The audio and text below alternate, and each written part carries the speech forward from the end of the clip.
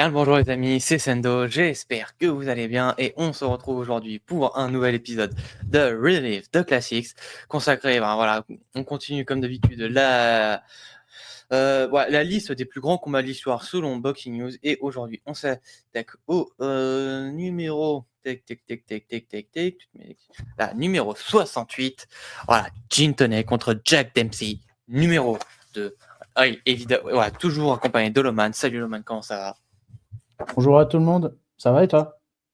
Ça va très bien. Et bien sûr, comme d'habitude, avant le combat, le contexte.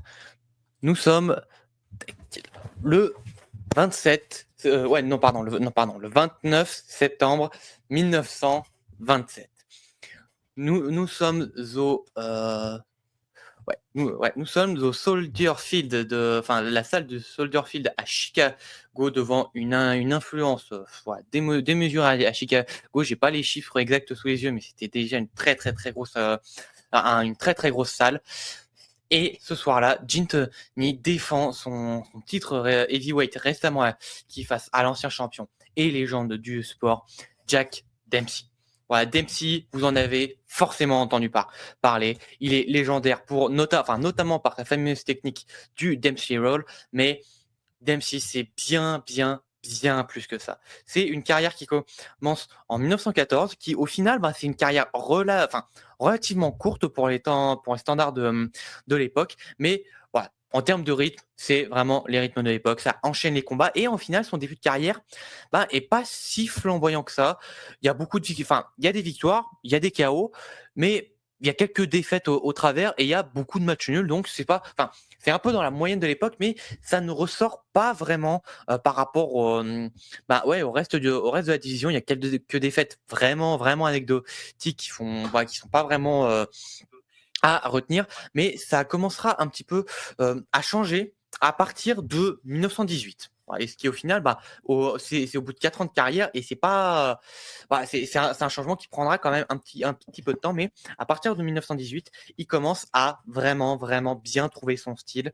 Il prend quelques noms, on peut notamment citer Bill Brennan qui la réaffrontera par la suite. C'est dans cette période-là qu'il commencera un duel qui est pour moi légendaire face à Billy Miskey. Ouais, Billy Miskey, un des plus grands, non, pas un des meilleurs heavyweights de cette période-là et un des plus grands boxeurs tout court de cette période-là. Voilà, les deux s'affronteront tout au long sur une bonne partie de leur carrière entre 1918 et 1921. Ils s'affronteront à plusieurs reprises et ça fera que des combats extrêmement serrés. Mais voilà, au final, petit à petit, la hype commence à prendre. Il commence à mettre de plus en plus de vrais gros KO très impressionnants. Fin de 1918, il obtiendra une de ses meilleures victoires de cette période-là face au légendaire Patlin Levinsky qui était en plein dans son règne de champion de champion light heavyweight, qui le bat par un magistral KO au troisième round. Il rebat Billy Miskey sur la fin d'année 1918 et au final, la hype commence vraiment à prendre. Il affronte deux autres noms assez intéressants sur les dernières semaines de l'année 1918, ce qui lui permet d'obtenir son title shot face à Jesse Lard pour le titre heavyweight, le linéal. À l'époque, il y avait même pas encore, c'était même pas encore l'époque où commençait à y avoir les ceintures type NYSAC, NBA. Ça commencera sur le début des années 1920. Voilà, commençait un peu à y avoir l'IBU en Europe, mais voilà, le titre linéal, c'était le titre mondial, c'était déjà centralisé aux États-Unis, et à ce moment-là, pour le coup, c'était vraiment le seul titre de champion, il n'y en avait pas d'autre. Voilà, Jess Willard, fameux tombeur de Jack Johnson, un titan pour l'époque, qui faisait 1m99 pour 2m11 d'envergure et 250 livres. C'était un titan encore aujourd'hui, ce serait un gros heavyweight sur le plan physique. Alors allez, je vous laisse imaginer le différentiel physique qu'il y avait. Et au terme de 3 rounds, restez dans l'histoire, Jack Dempsey bat Jesse Lard et devient champion des poids lourds. Alors, restera à noter que il y a toujours aujourd'hui des soupçons comme quoi Jack Dempsey a de bonnes chances d'avoir loadé ses gants, donc on ne sait pas exactement comment ça s'est déroulé, mais il est fort probable qu'il ait renforcé ses gants par quelle que soit la matière ou autre, et que voilà, il y a eu une grosse triche sur ce combat-là. Et quand vous regardez le combat, quand vous regardez d'autres combats que de Dempsey et que vous regardez ce combat-là, sa mécanique de frappe, c'est pas sa mécanique de frappe habituelle. Il est beaucoup plus large qu'à l'habitude, donc ouais, les soupçons sont plus que légitimes. Et voilà, il en reste qui devient champion heavyweight. La hype commence vraiment à prendre et ce règne de champion sera tout bonnement légendaire. Il commencera par conclure définitivement son immense rivalité face à Billy Miskier en septembre 1920 par un énorme KO dès le 3e round. Ensuite, il aura son premier grand combat dans ce règne, son premier combat de légende, dans sa revanche face à Bill Brennan, et au terme de 12 rounds démentiels. Et après, malgré tout avoir dominé Bill Brennan au global, Dempsey finit le combat au 12e round par une nouvelle fois un énormissime KO face au grand Bill Brennan.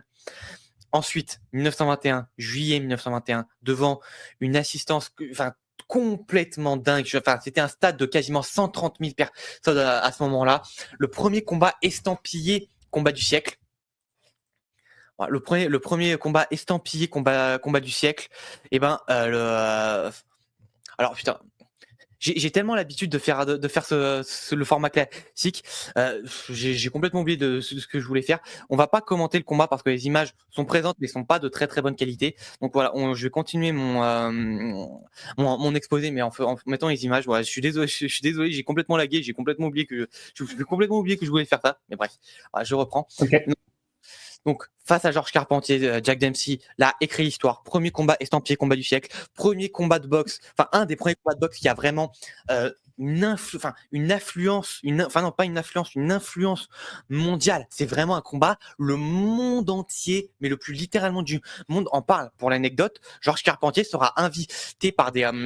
alors, je sais plus, je crois que c'était le roi de Suède. Et je crois même qu'il y a un des autres... je crois par 2 rois même, le roi de Suède et un autre des pays d'Europe du Nord, en amont de ce combat-là. C'est pour dire à quel point le combat était important. Des représentants officiels de la royauté des pays d'Europe du Nord ont invité Georges Carpentier. C'est le premier combat où $1 million avait été réparti entre les deux boxeurs. Et ce combat-là est absolument légendaire. 4 rounds au bout de l'enfer. Jack Dempsey qui commence comme un démon, qui veut asphyxier Georges Carpentier et qui met le combat dans la gueule à Georges Carpentier comme il l'a rarement fait auparavant. Mais Georges Carpentier qui qui résiste, qui reprend petit à petit le contrôle du combat jusqu'à un 3e round exceptionnel où, avec une droite démentiel, il connecte Jack Dempsey. Jack Dempsey est au bord du chaos, mais le truc c'est que Carpentier ne peut pas finir parce qu'il se pète la main sur ce coup. Et Jack Dempsey encaissera la fin du 3e round et finira par trouver la faille et faire craquer Georges Carpentier au 4e round après 4 rounds de légende. Voilà, sur un événement de légende et un combat de légende. Et à ce moment-là, Jack Dempsey est au sommet du monde et est la plus grosse star qui n'a jamais connu la boxe au moment des faits. En suivra 2 ans d'hiatus, parce qu'il n'y avait pas, à cette époque-là, à l'exception d'un Harry Willis, que malheureusement Jack Dempsey n'affrontera jamais et que Harry Willis restera comme un des immenses 300 couronnes de l'histoire de la boxe. En dehors de Harry Willis, il n'y avait pas vraiment de grosse opposition dans la division heavyweight de l'époque. Ouais, tu veux dire quelque chose, Loman ? Juste une petite question. Est-ce que tu sais pourquoi ils ne se sont pas affrontés ? Il n'y a pas de raison. Il n'y a pas de raison officielle, mais il y a matière à penser que Dempsey avait pas envie de s'emmerder avec Willis parce que Willis c'était un grand nom, c'était un grand boxeur qui était dans le top du top de la division depuis 1914. Voilà, l'année où Dempsey commence sa carrière, Willis était déjà dans le top de la division. Il avait déjà des rivalités de légende face à Sam Langford et Sam McVea, etc. Les grands heavyweights de l'époque. Harry Willis était déjà dans les discussions des meilleurs heavyweights de l'époque en 1914. Il a poursuivi cet effort jusqu'en 1924 à peu près. Et le truc, c'est qu'il y avait encore une grosse ségrégation à l'époque. Il y a moyen que le boxing business ne voulait pas de Harry Willis.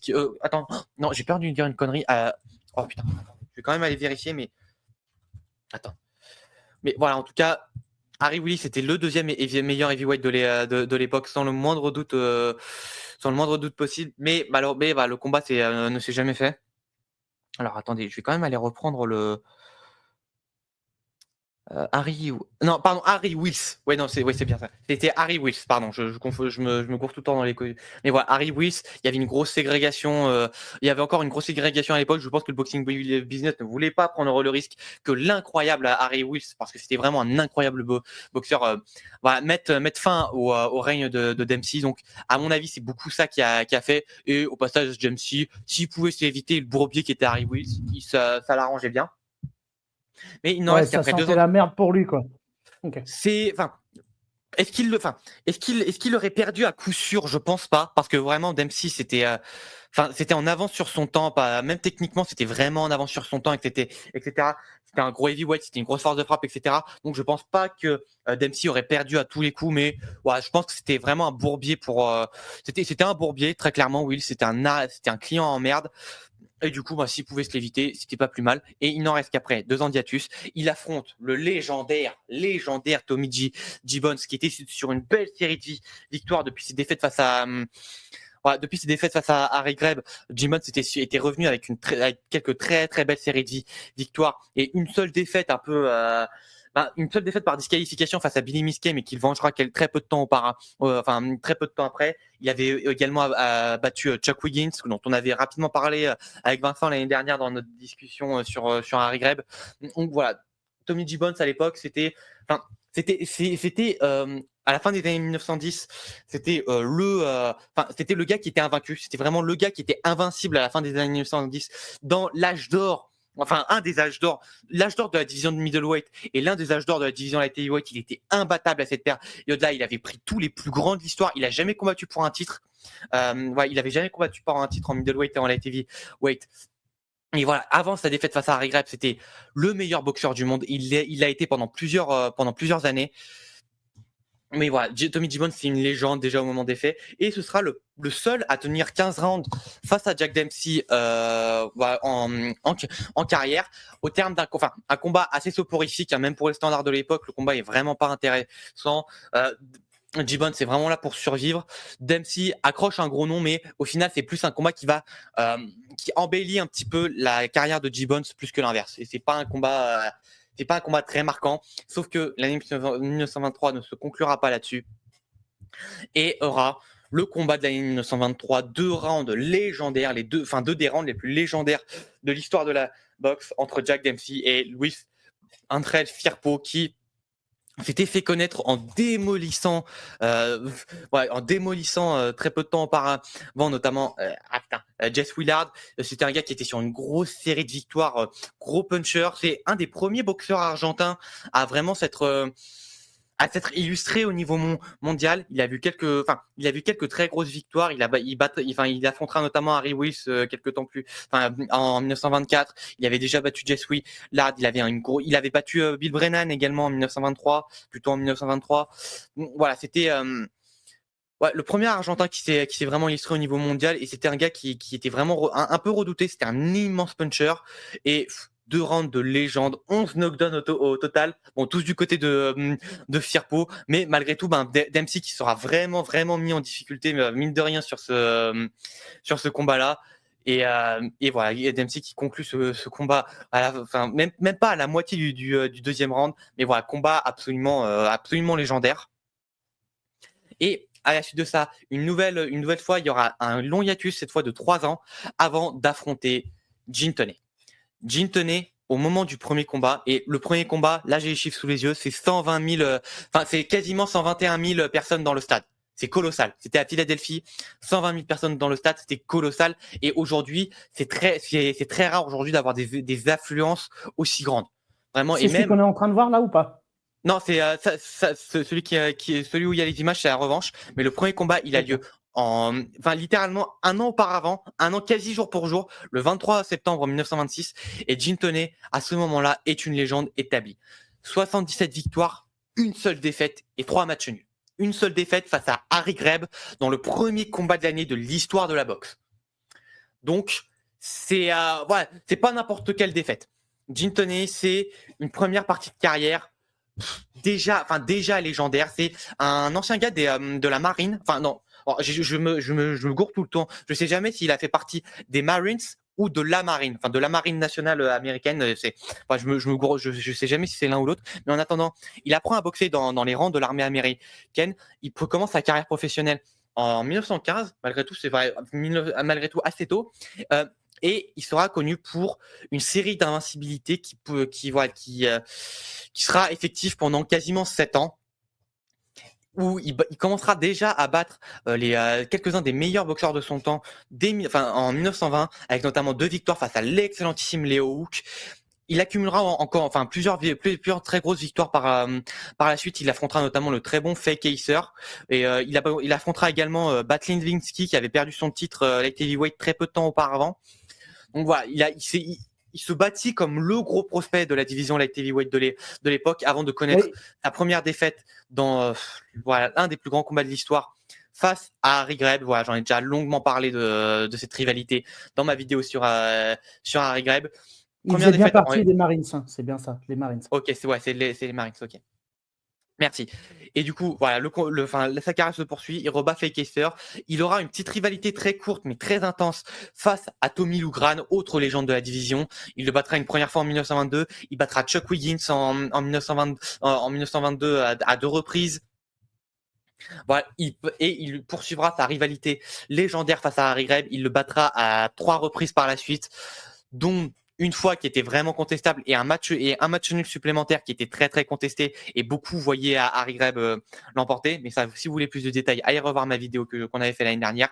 Il battra le grand Jimmy Delaney, également autre adversaire de Harry Greb, qui au global, alors j'ai souvent tendance à le confondre avec Jake Delaney, un Canadien qui sera champion light heavyweight dans les années à venir. Jimmy Delaney, j'ai longtemps pensé qu'ils étaient frères, c'est pas du tout le cas. À ma connaissance, ils ont aucun lien de parenté, mais voilà, il n'en reste que c'est un grand nom qui n'est pas Hall of Famer, mais qui aura affronté grosso merdo tout le monde dans cette période-là. Il affrontera Tommy Loughran à plusieurs reprises, il affrontera Harry Greb à plusieurs reprises. Voilà, il affrontera Gin Tony à plusieurs reprises. Donc voilà, ça reste quand même un excellentissime boxeur de l'époque.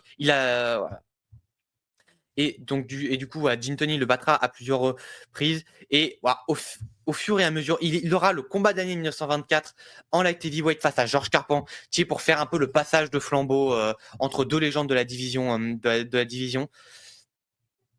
Et donc voilà, il se bâtit l'un des meilleurs résumés de l'histoire de la division light heavyweight. Encore aujourd'hui, pour moi, c'est l'un des 5 plus grands light heavyweight de l'histoire, sans le moindre, sans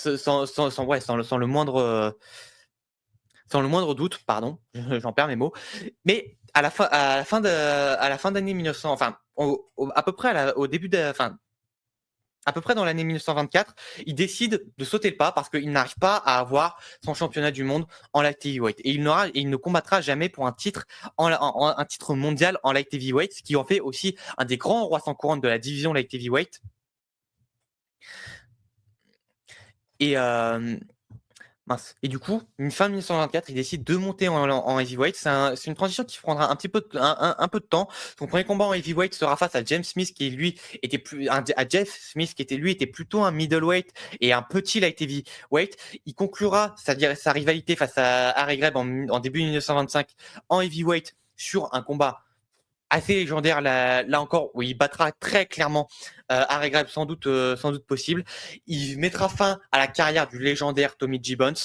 Il battra également l'excellent Johnny Risco. Et au final, ce petit palmarès en heavyweight lui permettra d'obtenir son title shot face à Jack Dempsey en 1926. Et il inaugure, je crois, peut-être que je dis une bêtise, mais je crois qu'il inaugurera la notion de upset of the year.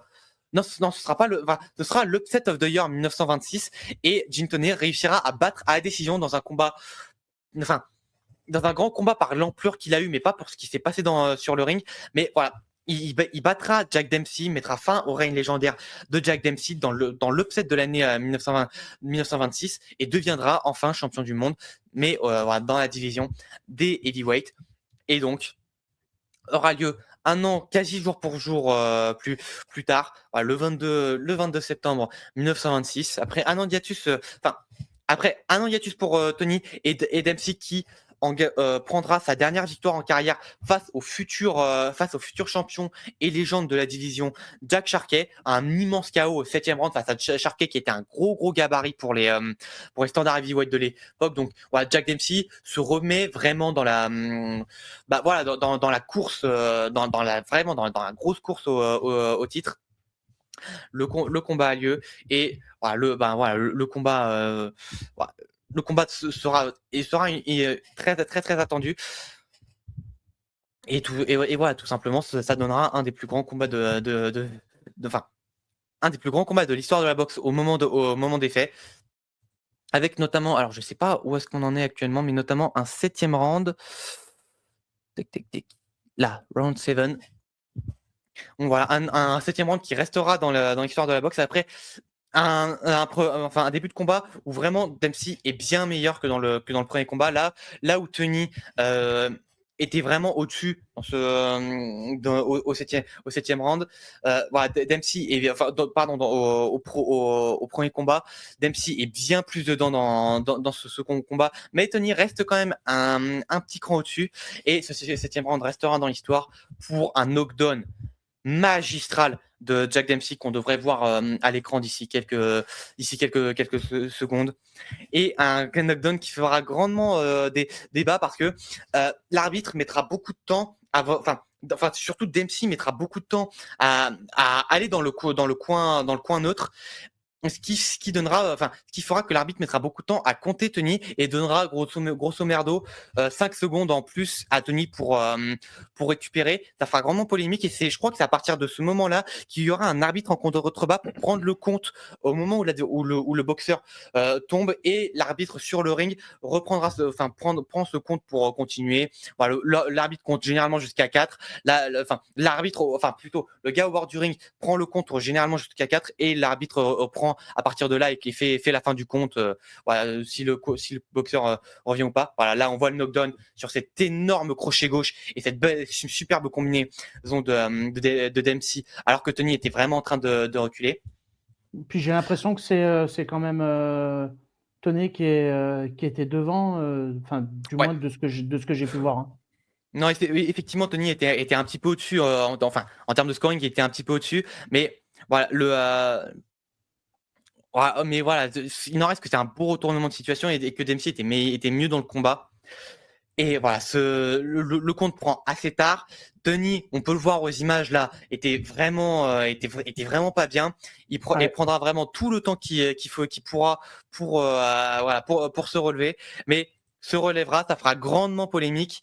Et comme je l'ai dit, je pense que c'est ce combat-là qui mènera au fait qu'il y aura un autre arbitre en contrebas pour prendre le début du compte.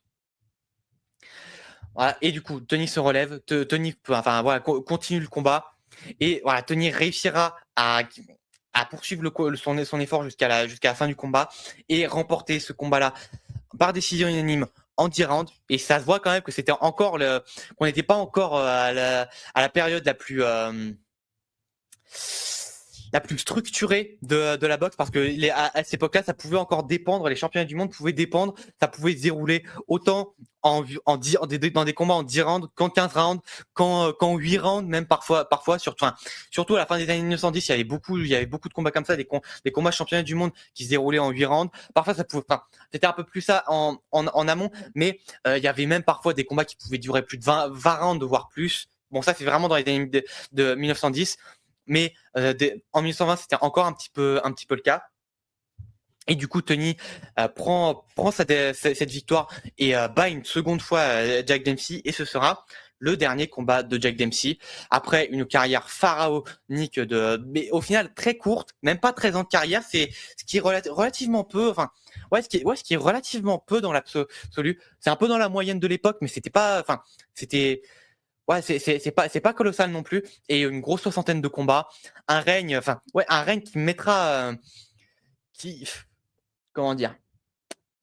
Amènera la boxe dans une toute autre dimension que ce qu'on avait connu auparavant. Jack Dempsey restera à tout jamais l'une des plus grosses superstars de l'histoire de l'histoire de la boxe au sens large. Et de son côté, Tony mettra une nouvelle fois un an avant Bah voilà, avant de recombattre, et fera son dernier combat en 1928 face à Tom Heaney, qui était pas un mauvais boxeur, mais ouais, on n'était pas passé loin. Alors, je sais jamais qui c'était. Ouais, on n'était pas passé loin d'avoir un Jack Sharkey contre Jim Tonis, qui aurait été quand même, je pense, plus intéressant et plus marquant pour l'histoire, parce que Jack Sharkey fera bien plus dans sa carrière par la suite. Mais voilà, Denis était vraiment pas un mauvais boxeur, il était sur une belle série de victoires. Ouais, sur une série de victoires assez longue, même d'ailleurs, où il avait notamment battu Johnny Risco et Jack Delaney. Donc ouais, c'était vraiment un très très bon contender. Ouais, ça sera au Yankee Stadium sur le début de l'existence du Yankee Stadium, si je ne m'abuse. Et voilà, c'est là-dessus que Jim Tony prendra sa retraite également encore une fois, malgré tout, une très très belle victoire par un beau stoppage au 11e round. Et voilà, c'est aussi là-dessus que se terminera la carrière de l'un des plus grands boxeurs de l'histoire de la boxe, sans le moindre doute possible, ouais, qui a écrit l'histoire, qui a changé aussi la façon de penser la boxe. Ça a été le premier le premier mastermind de l'histoire de la boxe qui pensait beaucoup ses combats d'un point de vue stratégique, qui s'adaptait énormément à ses adversaires, ce qui fera notamment son succès face à Harry Greb aussi. C'est aussi un truc à noter, ce qui fera, je pense, son succès dans son premier combat face à Jack Dempsey, etc. Ça a été un des premiers à penser la boxe comme un stratège militaire, littéralement. Et, euh, et, euh, et voilà, tout simplement. Personnellement, voilà, c'est le sommet du niveau. Et c'est aussi, en fait, la fin du premier âge d'or de la boxe. Voilà, vous me connaissez, pour moi, ma période préférée, c'est cette période-là des années 1920. Et au final, il y a eu un premier grand âge d'or de la boxe à partir de 1917, grosso merdo, dans la boxe peut-être plus 1919, à partir du moment où Jack Dempsey prend le titre au final. Mais à cette époque-là, toutes les divisions étaient dans un de leur âge d'or. Les light heavyweight étaient dans un de leur grand âge d'or, et leur second grand âge d'or après la génération des années 40-50, plus les années 40. Les middleweight étaient dans leur grand âge d'or. Ça, c'est vraiment, ouais, c'est vrai, c'est vraiment le grand âge d'or de la division middleweight, c'est cette période-là, 1917-1927. Les bantamweight sont dans leur meilleure génération, ce qui est reconnu comme étant assez unanimement comme la meilleure génération de l'histoire de la boxe, avec les Peterman, avec les Joe Lynch, etc., avec les Charles Ledoux également du côté français. Les featherweight étaient dans une très bonne période, avec la fin du règne de Johnny Kilbane, avec une petite période de chaos, mais qui était vraiment superbe à l'époque. La fin le règne de Benny Leonard également à cette période, dans cette voilà, dans cette période en lightweight, les welterweight avec l'immense rivalité entre Jack Britton et Ted Kid Lewis dont on a parlé il y a quelques temps. Voilà, toute cette période là, et voilà, Mickey Walker également, qui est dans les welterweight, middleweight, qui fera un peu les yo-yo. Donc voilà, cette période là est tout bonnement légendaire. C'est un des grands âges d'or de la boxe, si c'est pas son grand âge d'or. Et au final, c'est un peu avec ce combat là, avec avec ce combat-là que prend un peu ce grand âge d'or de la boxe, parce qu'à partir de 1927, un peu tout se conclura. Là, Harry Greb prendra sa retraite, restera toujours Jack Britton sera plus vraiment dans les discussions, quelle que soit la division. Peut-être Kid Lewis prendra sa retraite très vite après. Benny Leonard, pareil, c'est 1926 qui prend sa première retraite, si j'ai bonne mémoire. Et voilà, c'est la fin d'une époque, ce combat-là, et enchaînera une période un peu plus voilà, un peu moins reconnue à sa juste valeur, mais qui restera, les années 30, ça reste quand même une très très belle période. Mais voilà, c'est la fin du premier grand âge d'or de la boxe, avec la fin de carrière de celui qui a emmené la boxe dans une toute autre dimension d'un point de vue médiatique. Voilà. Donc voilà, je sais pas si Loman, tu voudrais, t'aurais une question, une réflexion sur tout ça. Non, non, là, je regarde un peu ce qui se passe aussi, Mm. mais non, non, c'est bien, c'est bien. Est-ce que, par exemple, tu vas avoir des classiques du, du nouvel âge d'or, du prochain, après celui-là? Est-ce qu'il y De l'autre aura un ou période, deux classiques, de temps en ouais. temps, de ça? Alors de la période après, entre 1927 et 1937, grosso merdo, y en a quelques-uns. Alors faudrait que je refeuillete, tout ça, mais ouais, il y en a Mmh. quelques-uns qui sont très très très intéressants à voir. Richie Mitchell, on en a parlé il y a quelques temps. Benny Leonard contre Richie Mitchell, on en Exactement. a parlé il y a quelques temps. Euh, Benny Lynch contre Peter Kane. Alors, c'est en flyweight. En fait, c'est sur la fin de cette période, justement, en 1937. Ouais, Benny Lynch, qui est un flyweight très important également. On en parlera d'ici quelques temps. Salut Bruno. Ouais. Salut mon pote. Allez. Ouais. Tac. Je refeuille un petit peu, hein, je revois un petit peu. Mais ouais, dans cette période-là, il y aura Max Schmeling contre Joe Louis, qui est une période, qui est un peu l'amorce du prochain âge d'or en 1936. C'est pas l'entrée, mais c'est l'amorce de cette nouvelle période. C'est prévu pour quand celui-là? Celui-là, c'est numéro 59, donc théoriquement, ça devrait se faire d'ici l'été. Dans l'été, théoriquement, ça devrait se faire. Ok. Est-ce qu'on a le combat en entier de ça ou pas? Je pense pas. Non. J'ai tendance à penser que non, mais on verra. Quoique, non, je pense que ça va être comme comme celui-là. On a beaucoup d'images, mais c'est pas des meilleures qualités, c'est pas des plus plaisants à commenter, je pense. Et je pense que je ferai comme je ferai le même format que ça, que ce qu'on fait actuellement.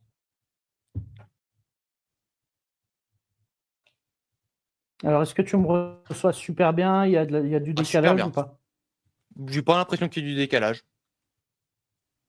Putain, moi je suis un peu. Ah. Alors c'est de mon côté qu'il y a peut-être un peu de décalage. Alors je te laisse conclure, je reviens tout de suite. Ouais. Bon non, moi j'ai pas. Enfin là j'ai un peu la conclusion que j'ai à faire, hein, franchement. J'en fais la propagande dès que j'en ai l'occasion, mais justement. Alors ce sera dans un peu plus longtemps, c'est numéro 37, mais Barneros contre Jimmy McLarnin. Et je pense qu'il y aura d'autres combats de Tony Canzonieri, notamment dans Stop. Voilà, Barneros contre Jimmy McLarnin et Barneros, etc. C'est vraiment le ciment de cette génération. Ce sont ces trois mecs qui feront. Non, en plus, je vous dis une connerie. Attendez. Enfin bref, mais voilà, ces trois gars sont vraiment le ciment de cette génération. C'est eux qui ont fait les. C'est eux qui ont fait les très très grandes heures en termes de. Qui ont fait les très grandes heures médiatiques de cette période-là. Donc, ce sera Et je pense qu'il y a pas mal d'images aussi de ce combat-là. Donc, ce sera aussi intéressant à dire. Mais voilà, de mon côté, c'est un peu tout ce que j'ai à dire sur cette période. Et du coup, voilà, on va s'arrêter. Tac, je vais arrêter la diffusion ici. Et du coup, on va un peu passer à la. Un peu à la retranscription. Enfin, mince. Putain, je suis désolé. Aujourd'hui, je perds mes mots avec une vitesse. J'ai enregistré la vidéo de demain, la preview, la preview de demain il y a quelques heures. Et franchement, mon élocution est catastrophique aujourd'hui. C'est assez exceptionnel. Enfin, encore plus catastrophique qu'à l'habitude. On va faire chier. Mais donc, du coup, un peu du côté de l'actualité. Alors, je sais pas si, dans le chat, dites-moi si vous avez des trucs à dire. Si vous avez des trucs à dire sur l'actualité en attendant que Loman revienne, parce que bon, personnellement, j'étais sur le live du Captain. Si vous ne l'avez pas vu, je vous invite à aller checker tout ça. Alors, ça va mieux, Loman? Normalement, je pense qu'on est bon. Vas-y, à toi. Moi, ça me va. Enfin, moi, ça va très bien de mon côté. Bon, impeccable. Donc voilà. Et donc, dans l'actualité, qu'est-ce qui t'intéresse? Qu'est-ce que tu as envie de partager? Bon, déjà, je pense qu'on va pas revenir sur le fiasco du Times Square, c'est ça? Si t'as quelque chose d'intéressant à dire, dis-le, mais sinon. Franchement, juste rapidos, alors je suis vraiment déçu vraiment de tous ceux qui font les grandes stars. Salut, c'est mis.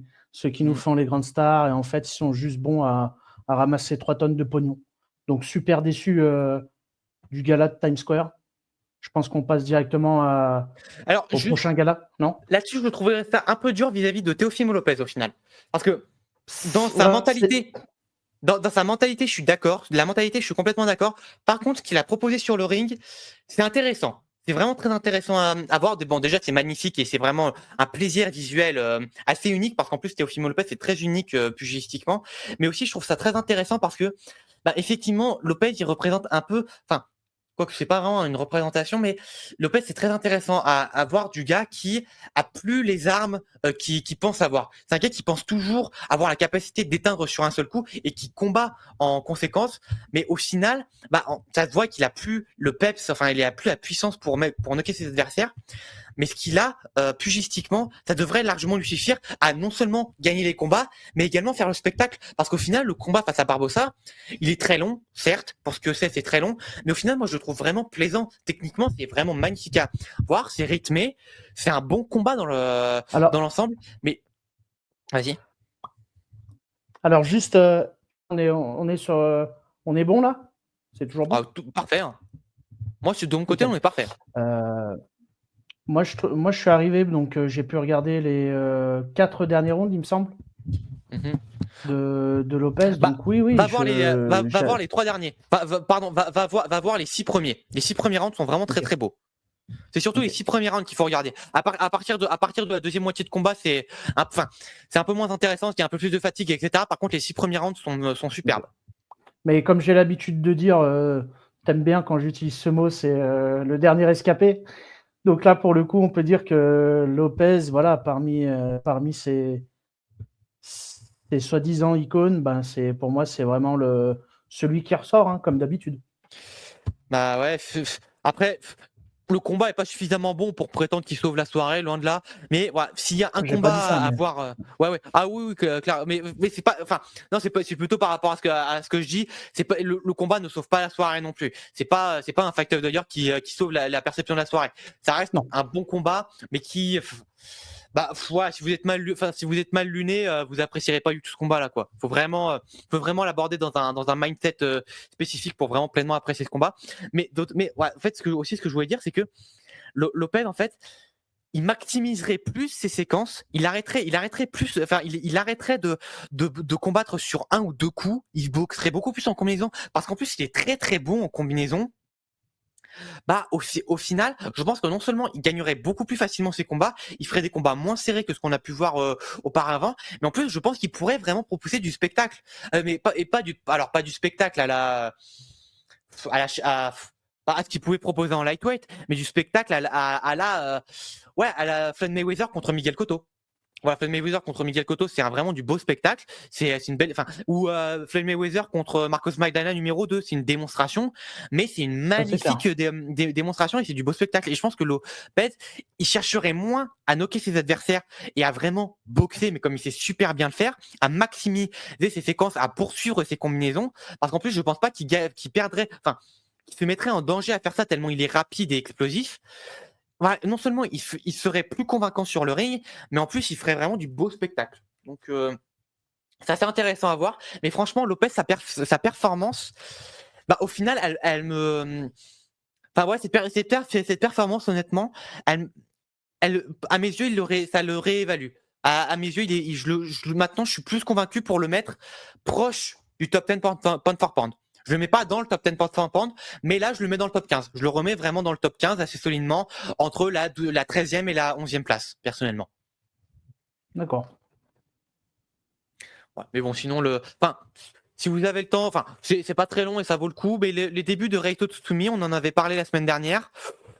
C'est intéressant. Franchement, Reito, pour un premier combat pro, pas statement, mais c'est intéressant à voir. Il y a du potentiel. Voilà. Et donc, du coup, je pense que, enfin, on devait pas s'y attarder. Bon, on y est resté quasiment 10 minutes, mais bref. Voilà, donc, toi, sur la soirée de hier soir, la Canelo Skull, qu'est-ce que tu as à dire sur cette soirée? Alors moi, ça a été vu en replay, pas de direct à ce moment-là. Donc, qu'est-ce que je peux dire?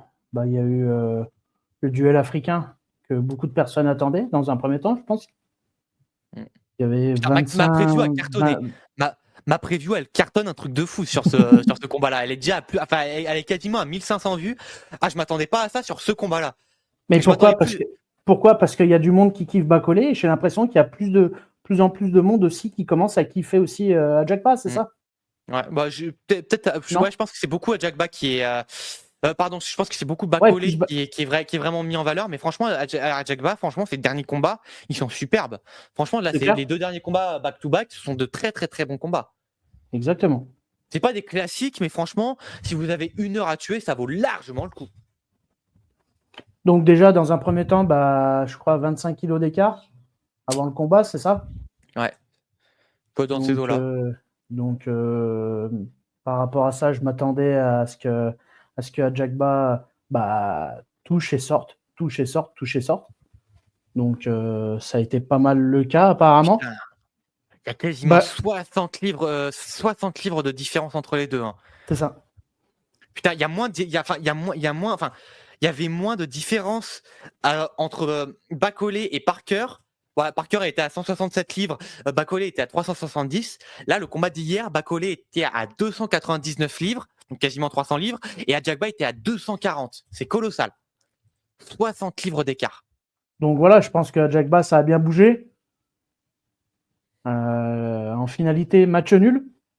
Match nul, et franchement, moi j'ai ça. J'ai ça Ouais, sur ma toi, carte. c'est ça, c'est mérité pour ça. Ah, complètement. Moi, j'ai le 1, 3, 5, 6, 7 pour Ajagba et les autres rounds pour Bacolé. Et personnellement, le huitième est serré pour moi. Franchement, les 30 dernières secondes, il y a matière à penser, et c'est comme ça que je le score, il y a matière à penser que Bacolé vole le round sur les dernières secondes. Mais franchement, le round, et Ajagba fait un très très bon taf sur le début du round. Et voilà, c'est un peu disputé. Franchement, je pense qu'il y a matière à donner le 8e à Ajagba, selon moi. Et Mais puis après, moi, je voulais faire un grand chapeau quand même à Bacolé parce que je crois qu'il revient à peine 2 mois ou 2 mois après son. Moins de 6 semaines. Moins de 6 semaines. Hein. Même pas un mois et demi. Hein. Ok, d'accord. Donc moins de 6 semaines après le chaos qu'il a pris face à Parker, c'est ça. Donc chapeau à lui, il a réussi à revenir. Normalement, quand tu prends un KO comme ça, je pense qu'il faut attendre au moins 4-6 mois avant de revenir. Ouais, et là, Donc, le là, KO c'est qui s'est assez pris, impressionnant. c'était quoi, le 26 février? Là, on était le 3 mai, donc ouais, il n'y a même pas 6 semaines. C'est colossal. C'est ça. Normalement, ça n'existe pas, ce genre de. Enfin, normalement, c'est pas autorisé de faire ça. Et il l'a fait, et franchement, c'est très respectable. Et franchement, ils ont parlé d'un rematch. Moi, je suis très favorable au rematch. Hein. Moi aussi, en finalité. Ouais. Qu'est-ce que tu peux me dire de son adversaire? De Ajagba? Ouais, exactement. Ajagba, franchement, le footwork sur son pied arrière, alors c'était pas magnifique, c'était pas très très beau, mais franchement c'était très efficace. Et franchement, pour un gars qui est habitué à être tout le temps en pression, franchement sa capacité à boxer sur son pied arrière était impressionnante. Alors offensivement, il y avait des manques, il n'y a vraiment pas eu assez de body shot. Son jab était très bon. Les deux avaient un très bon jab, mais le jab de Ajagba était très très bon. Il arrivait bien à le connecter avec sa droite en contre. Ça a manqué de variété. Voilà, un peu plus travailler à partir avec des uppercuts, un peu plus aller au corps. Il y avait un peu plus, techniquement, il y avait plus à faire du côté de Ajagba. Je le répète, j'avais dit dans ma preview, mais Ajagba, faut qu'il aille chercher le clinch. Il est plus compétent au clinch que Bacolé, ça se voit. Il est plus intelligent, il est plus compétent. Faut qu'il aille chercher le clinch, mais ça, il le fait pas, et c'est vraiment dommage. Et je pense que il aurait un peu plus clinché. Alors oui, avec 60 livres de différence, c'est vrai que c'est important, mais le fait est que Ajagba paraît un petit peu plus grand. En fonction de comment il aborde le clinch, il pourrait vraiment prendre la position dominante et du coup pas tant être impacté par la différence physique en faveur de Bacolé. Et franchement, Ajagba un peu plus perfectionner son clinch, ça le rendrait d'autant plus chiant à combattre. Donc, des deux côtés, il y a quelques ajustements à faire. Bacolé, il n'y a pas tant d'ajustements à faire au niveau technique. Par contre, tactique, essayer de mettre un petit peu plus de pression en début de combat pour prendre un peu plus nettement les rounds. Franchement, sa gestion d'énergie a été très impressionnante. Je m'attendais pas à ce qu'il fasse. Je m'attendais pas à ce que les 2 derniers rounds, Bacolé arrive à sortir des rounds comme ça. Je m'attendais à ce que les 9e et 10e, il les sortent en début de combat et qu'en fait, Ajagba prenne très largement les derniers rounds. Ça n'a pas été le cas. Et franchement, gros regret quand même qu'il n'y ait pas eu, que ce soit pas en 12, parce que ça aurait été en 12, je pense que Bacolé l'aurait emporté, que ce soit par stoppage ou par décision. Mais voilà, Est-ce qu'en finalité, tu as pris plaisir face à ces ouais. deux poids lourds africains? Ouais, bah, ouais, franchement, j'ai vraiment pris beaucoup de plaisir à regarder ce combat. Voilà, c'était vraiment un très très bon combat de poids lourd. Ouais, c'est pas le plus esthétique dans l'absolu, mais franchement, c'est un combat de très très bonne qualité et tactiquement, c'était très intéressant. Ok. Donc voilà, et franchement, ils veulent faire le rematch. Ouais. Shut up and take my money, guys. Let's go. On attend ça. Ouais. Prochain fight, Bruno. Ouais, Bruno Suras contre Raymond Guia numéro 2. Bah, qu'en as-tu pensé? Voilà. Alors moi j'ai vu des petits extraits de ça. Je pense que c'était un bon fight dans l'ensemble. Enfin, j'espère pour vous. Bah, c'était un combat intéressant. C'était pas un combat extrêmement, très intéressant. Pareil, techniquement, tactiquement, c'était super intéressant. Il y avait une grosse tension quand même durant tout le combat. En termes de divertissement dans l'absolu, quand tu connais pas le contexte autour, ouais, tu peux te faire chier. Voilà. En tout cas, sur les premières rounds, tu peux un peu te faire chier, mais voilà, techniquement et tactiquement, super intéressant. Et pour rejoindre aussi un petit peu JC, hein, qui a totalement raison. Voilà, Bruno sort vainqueur quoi qu'il en soit parce qu'il arrive à mettre KO Munguia chez lui la première fois et là il perd par décision avec les honneurs. Donc ouais, bah, alors je l'ai pas écouté, j'avoue, j'ai un peu écouté sur Ajak Bakole, mais je l'ai pas écouté sur Asmonguia. Mais ouais, en tout cas, c'est sûr, la victoire morale est du côté de Suras. Et c'est un peu frustrant quand même parce que voilà, je vais être dur. Ouais, j'ai conscience que je vais être dur, mais il y avait la place. Il y avait vraiment la place pour Suras de faire encore mieux. Et en fait, c'est vraiment tactiquement que ça a pas suivi parce qu'il est abordé avec le bon game plan, c'est-à-dire quasiment le même face qu'au premier combat. Dans les premiers rounds, ça fonctionnait très très bien. Magnifique gestion la gestion du combat était vraiment du côté de Suras, que ce soit la gestion du rythme, la gestion de la distance. Son travail du jab était très très bien. C'est frustrant parce qu'en fait, il a pas adapté il a pas fait les quelques ajustements qu'il pouvait faire. Alors, il a été un peu moins volatile qu'au premier combat, un peu moins virevoltant, il était un peu plus posé sur ses appuis, mais il gardait de très très bons déplacements. Et voilà, ça a manqué d'activité. Il a pas assez varié il a encore moins varié ses attaques qu'au premier combat. J'ai l'impression que je pourrais dire ça aussi. Ouais, c'est frustrant, il y avait la place, mais je pense que c'est possible que ce soit beaucoup dû à l'expérience. Et d'un côté, Munguia, je dirais pas brillant, mais il a fait ce qu'il fallait faire. C'est exactement ce qu'il fallait faire, et c'est c'est plus qu'honorable. Ouais, okay. Munguia, donc qui remporte ce combat-là par décision unanime, très logique, très logique décision unanime. Voilà, franchement, au mieux, je pense qu'au mieux que ce qu'on peut donner à Suras, c'est un 6-4. Voilà, tu peux pas vraiment donner un 7-4, pardon, un 7-5, n'importe quoi. Non, pardon, un 8-4, pardon. Un 8-4, pour moi, tu peux pas donner plus que 8-4. Donc, ok.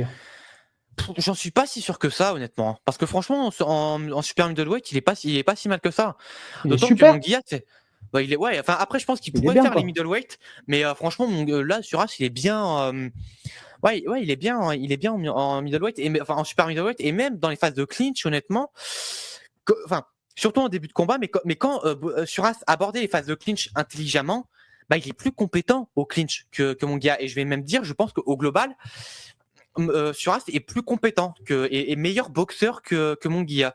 Munguia est un meilleur athlète et plus expérimenté. Et franchement, Reynoso a fait un bon travail de coach. En tant qu'entraîneur, que préparateur tactique, j'ai mes réserves sur Reynoso. Par contre, en termes de coaching, il est incroyable. Ça, c'est sûr. Puis c'est vrai que l'argent est du côté des super middleweight, mais voilà, mais même pugistiquement, honnêtement, Suras, je pense qu'il pourrait refaire les middleweight, mais il peut largement être très compétitif à 168 livres. Hein. D'autant s'il stagne en plus. Hein. D'autant plus s'il y reste. Mais voilà, on espère une trilogie. Normalement, ça devrait être parti pour une trilogie. Peut-être pas immédiatement, ce serait bien de laisser un petit gap, au moins un combat de préparation pour des deux côtés. Ouais, mais la faire sur début d'année 2026, Voilà, et même la revanche, enfin même la trilogie immédiate, je serais pas contre.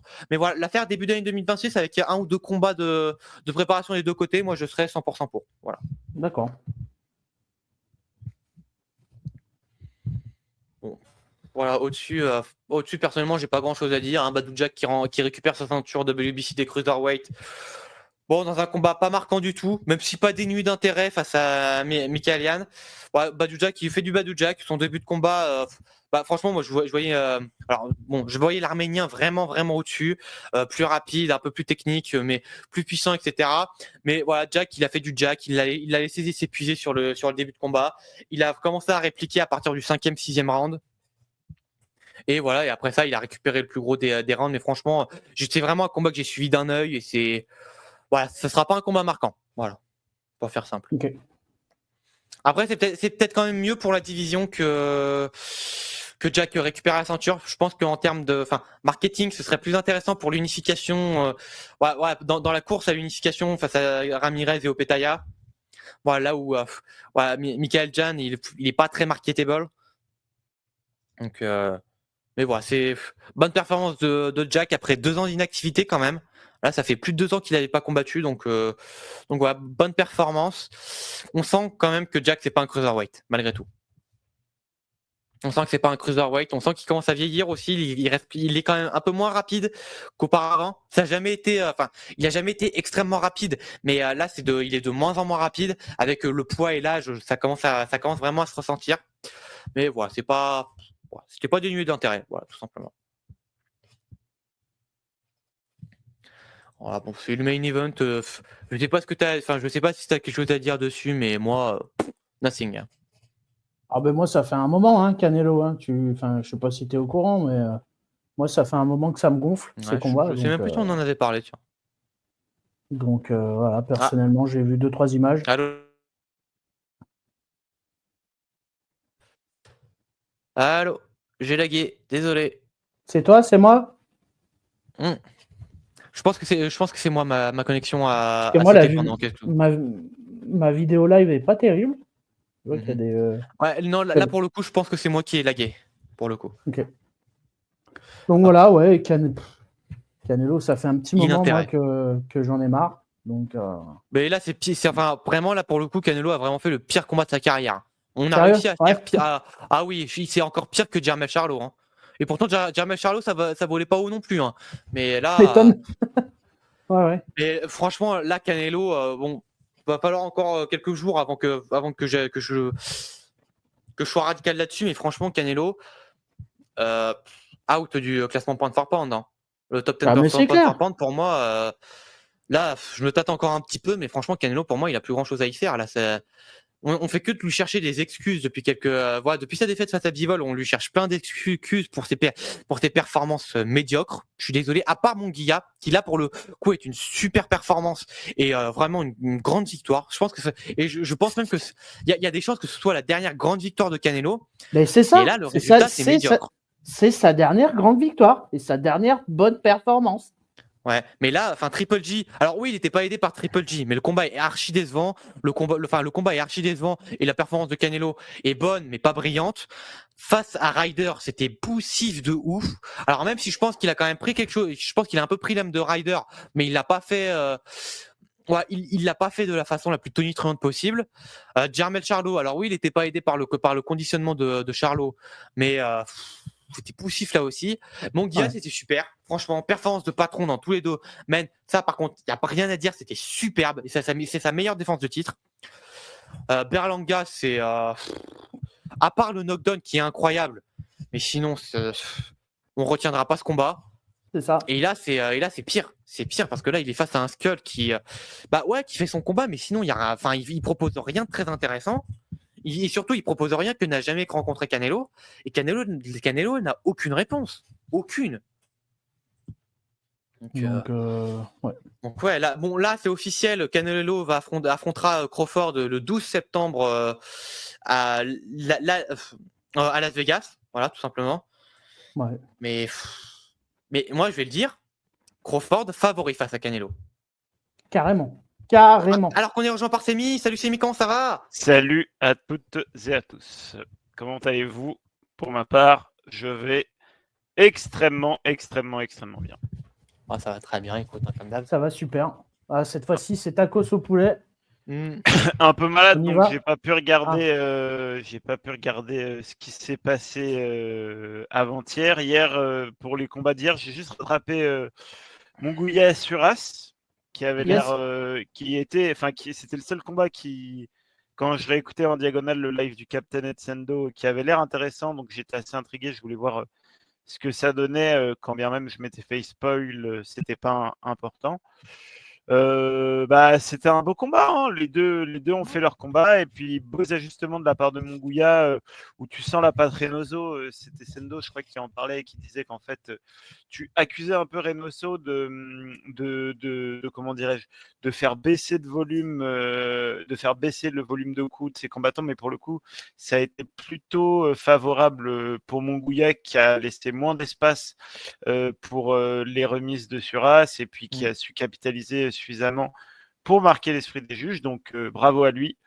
La malédiction du dégradé a frappé, malheureusement. Pour ce qui est de Canelo Skull, moi je savais déjà que ça allait être un combat comme ça, quoi. Quand je voyais Skull, comment il boxait, avec la patte cubaine. Prévu, et puis... Ouais, en fait, c'était ce que... la dynamique du combat était très prévisible. Par contre, la performance de Canelo, putain, à ce point-là. Alors à moins d'un miracle, mettez la maison sur Crawford. Enfin, à moins pas d'un miracle, mais je veux dire, oui. Mais oui, moi je maintiens. Voilà. Et j'avais déjà ce discours avant, mais là j'en suis convaincu. Crawford est favori face à Canelo. Tiens, même malgré la différence de poids, Crawford est favori face à Canelo. Ouais, je suis pas aussi optimiste, hein, mais... Sérieux, mec? Non, parce que il y a des catégories qui c'est pas fait. Enfin, c'est pas pour rien qu'il y a des catégories en boxe, tu vois. Crawford, est-ce qu'il pourra les prendre suffisamment?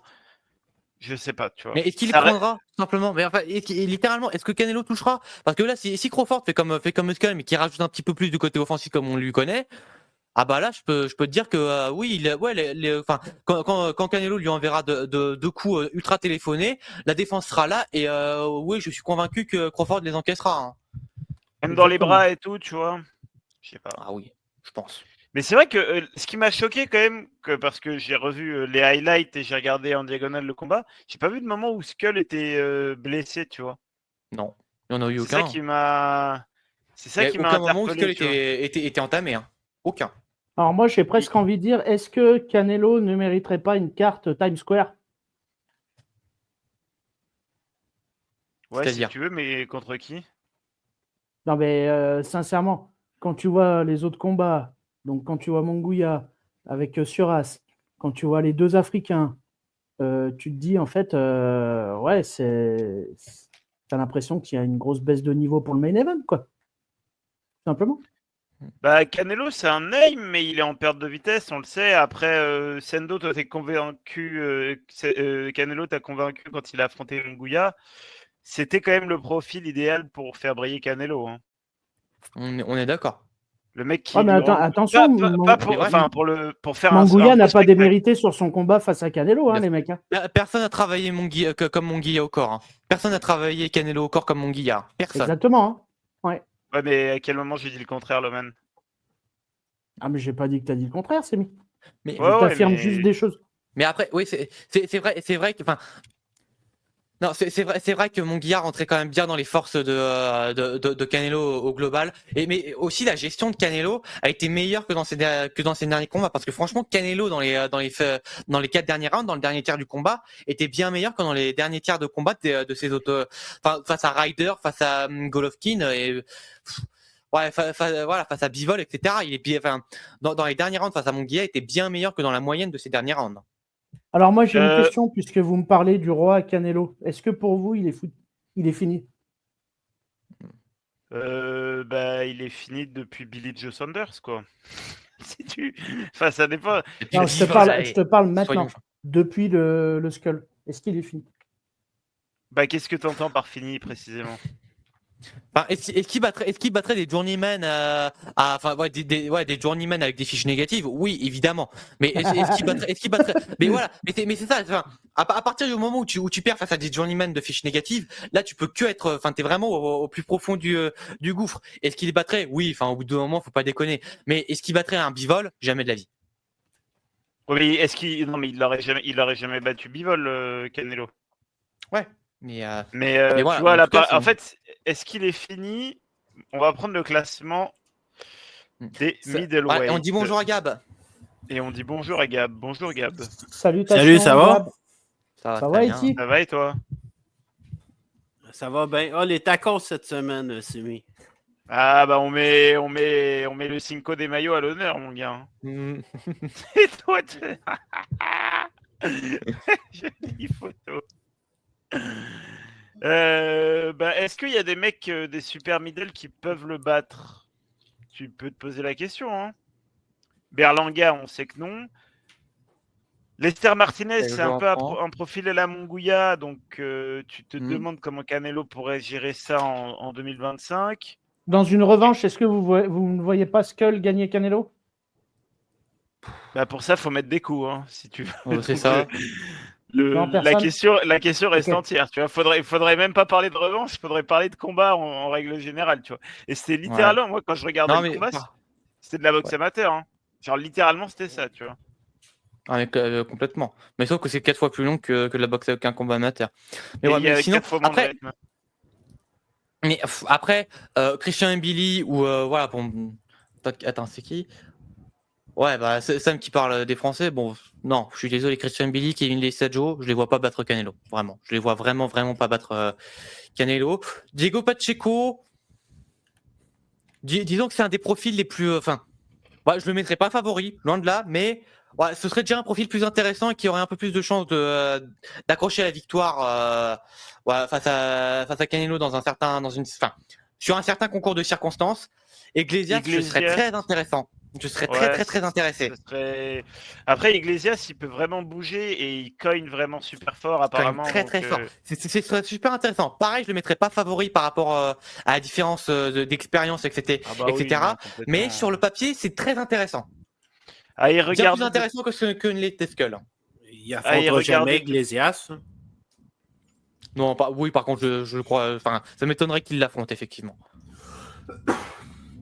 Il a aucun intérêt à faire. Il a esquivé Benavidez et Morel. Enfin, Morel, non, pas vraiment, mais il a esquivé Benavidez, c'est pas pour prendre Iglesias, quoi. Ouais. Bah, déjà, il y a Crawford, donc voilà, mais je pense que c'est plus ou moins son dernier combat. Hein. Il y a de fortes chances que ce soit son dernier combat, effectivement. Après, je crois qu'il a signé pour 4 combats avec Turquie, donc bon, peut-être qu'il poursuivra un petit peu, mais. Ouais, mais il est même pas obligé. Quand tu prends Skull. Ah oui, concrètement. Quand tes derniers combats, c'est Skull, Berlanga, etc. Tu vois, c'est. C'est comme moi, je crois pas qu'il veut réaffronter Bivol non plus. Fait que. En fait, il comptait sur Beterbiev pour casser la gueule à Bivol, mais espérer qu'il en sorte amoindri et qu'ils disent ouais, au fait, genre, tu sais, Bivol il finit sur une civière et Canelo il fait au fait, Bivol, si tu veux, la semaine prochaine, il y a un gala vers Riyad, là, si t'es chaud. Comme ça, il lui fait une Kovalev. Je pense que c'était plus ça, mais là, Bivol, il a encore des jambes, il a encore.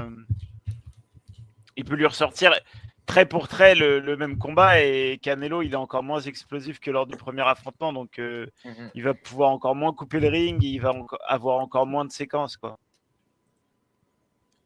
Mais en fait, à y regarder de plus près, en super middle, il reste très compétitif, hein, Canelo. Hein. Alors, excuse-moi, Cyril, c'est un peu lagué de mon côté. C'est que moi ou non, je sais pas, Gab, tu m'entends? Ouais, je t'entends. Ça va mieux. Ouais, là, ça va mieux. Bon, bref. À y regarder de plus près, non, Canelo n'est pas fini, vu qu'en super middle, tu le mets face au top 5, ça reste compétitif, quoi. Mais là, il y a Shiraz qui monte à 168. Ouais, il y a un déclin. Il y a un déclin, c'est sûr, tu vois. Mais genre, t'es fini quand t'as quand t'as plus ta place dans le top 5, top 10. Quand tu sais qu'il y a des mecs du top 5 qui vont te fouetter et que dans le top 10, Ouais. ça va être compliqué, tu vois. Bon, après, les middleweight, pardon, les super middleweight, c'est pas la division la plus relevée. Hein. C'est une bonne division. C'est une bonne. Attention, je dis pas que c'est une mauvaise division. Elle est sympa, mais c'est pas. C'est. Non, mais Euh, avec le c'est départ toujours- de c'est toujours mieux que les moyens, Morel, Ouais, c'est pas les light heavyweight, quoi. C'est pas. Enfin, moi, je trouve pas que ce soit les light heavyweight. Quoique les light heavyweight, c'est pas les meilleurs non plus. Ouais, c'est pas les super welterweight. Voilà, c'est ça. je te dirais que c'est meilleur que les moyens puis les Ouais. mi-moyens, mais à part ça. Ouais, mais en même temps, on est sur la pire génération de l'histoire des middleweight. Au bout d'un moment. Mais voilà, les super middleweight, c'est pas les super welter, c'est pas les flyweight, c'est loin d'être la division la plus relevée. Ouais, mais c'est une belle division quand même, je trouve, colorée, tu vois, avec des profils intéressants. Skull, le technicien, malgré tout, on peut ne pas aimer le style, j'en conviens totalement, mais il apporte malgré tout quelque chose. Lester Martinez, franchement, c'est beau ce qu'il fait, tu vois. Lester Martinez contre Monguia, Bonne c'est progression, ouais. très intéressant, tu vois. Et Il Caleb arrive à Plan, passer il est toujours dans le. Je pense que je vais le mettre dans la encore dans le top discussion. 5, Ben après, Plante, lui, il n'est pas en discussion pour affronter Charlot, là. oui. Ouais, Ils vont faire un combat contre deux jobbers. Des jobbers, Ouais. des journeymen, puis après ça, je pense qu'ils vont se rencontrer. C'est ça, mais ouais, putain, Plein depuis son combat face à Benavidez, il y a déjà plus de 2 ans, c'est qu'un seul combat et un combat pas convaincant, hein, selon moi. Oui, il met le KO, mais Bah, il est Bon, déjà après, dans une. Il a déjà eu le Canelo chèque, le Benavidez chèque. Là, il veut peut-être un dernier chèque, mais il est dans une. Il est déjà en fin de carrière, en fait. Malgré qu'il ait que 32 ans. ouais, est-ce que c'est une carrière qui a vraiment commencé? Bon, Plante. non, c'était gratuit. Ouais, ouais, c'était gratuit. Bah non, c'est C'était- plus c'était- c'est une hype, on va dire, quoi. C'est une hype. Ouais, hype, toute proportion gardée, hein, parce que bon, alors peut-être que Gab, tu me contrediras, mais j'ai pas l'impression avec Plant, la hype à proprement parler, l'engouement avec un grand E, a jamais vraiment pris, quoi. C'est un gars qui est Caleb respecté. Plan. Mais Caleb Plant. Caleb Plant, c'est le gars qui était là au bon moment. Là. C'est tout. Là. Il était C'est champion IBF quand Canelo voulait unifier. Puis il a ramassé le gros chèque. Ouais, il y avait au niveau de ses placements de main, tu vois, il était entre guillemets validé un peu par Mayweather et tout. Il y avait un délire quand même. Le truc qui est intéressant avec Plant, c'est que c'est le cas typique du gars qui est très beau à avoir boxé, mais qui par contre a aucune efficacité offensive. En tout cas, dans son flow, il a aucune efficacité offensive. Il faut qu'il plante ses appuis et qu'il mette tout dans ses coups pour que ce soit un minimum puissant. Face à André Dirrell, c'est le crochet qu'il lui met, même si je le trouve toujours aussi surcoté, il est puissant parce qu'il met parce qu'il met vraiment sa vie dedans. Mais sinon, comme dans ces situations de flow dans ces mouvements in and out, etc., il y a aucune puissance dans ses coups. Il n'y a jamais eu aucune puissance. Ouais, c'est quand, ouais, il s'est pas allié l'esthétique pugilistique et l'efficacité. Et l'efficacité. Ouais, après il est. C'est vrai, mais il y a quand même une patte, tu vois. Je trouve Après, que. c'est vrai. Non, mais c'est vrai, c'est un gars. C'est un gars qu'on peut prendre en modèle d'elle pour un peu émuler ce qu'il fait. Ça, je suis d'accord. C'est un très beau manuel. Et par contre, pour moi, ça n'a jamais été un elite fighter. Jamais, jamais, jamais. Il va y avoir Berlanga apparemment qui est en discussion contre Shiraz, ouais. Shiraz, ouais. Donc Ça, non, ça m'intéresse. Non, Ça a l'air intéressant cette carte-là. T'as aussi Morel contre Kataev. Ouais, c'est clair. Hein. On va avoir beaucoup de réponses sur Kataev. Hein.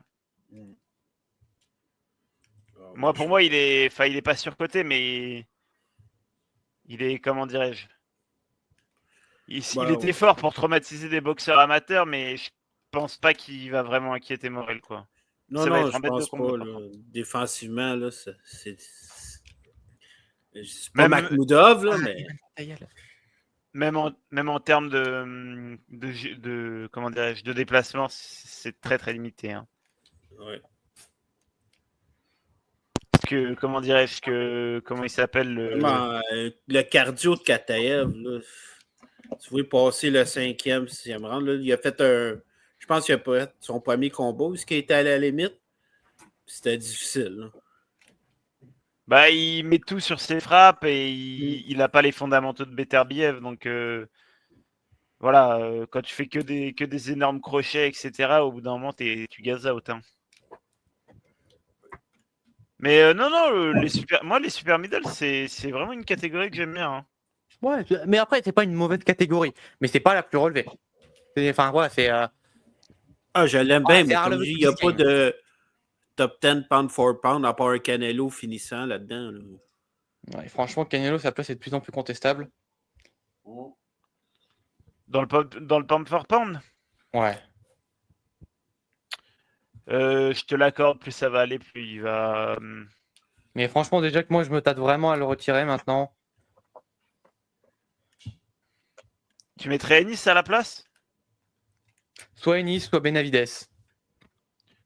Ouais, ça se tient hein, quand même. Hein. Peut-être plus Benavides, mais ouais, maintenant. Parce que en fait, je mettrais plus Benavides. Ennis, Benavidez, Lopez, t'as des noms. Ouais. Moi, je mettrais plus Benavides aussi parce que Ennis, malgré tout, Ça. il y a c'est pas de sa faute, mais il y a un problème d'opposition pour moi. Non, pour l'instant, c'est vrai. Mais voilà, mais. Ouais, Benavides numéro 10 et Ennis numéro 11. Moi, je le placerai comme ça. Canelo numéro 12. Ouais. J'imagine juste si Ennis a regardé le gala vendredi. Dois-tu dire que je les fume tous ces gars-là le même soir? Là?